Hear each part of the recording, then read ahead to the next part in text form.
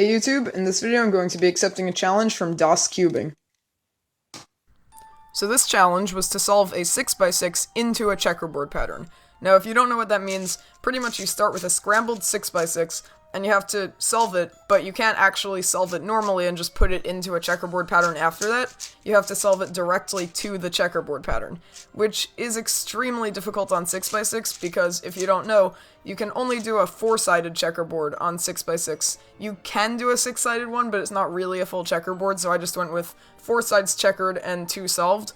And that's extremely hard because you need to first of all know which sides you're going to have solved, and then for some reason there seem to be like weird, I don't want to call it parity, but just weird cases you can get on the 3x3 stage even when you think you're almost done, and then it just gets super confusing. So it was a really tough challenge. I'll let you wait until the end to see if I finish it or not.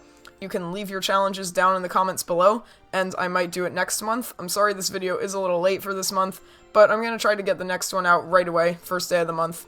So that's about it. Hope you enjoy the solve, and I'll see you on my next video.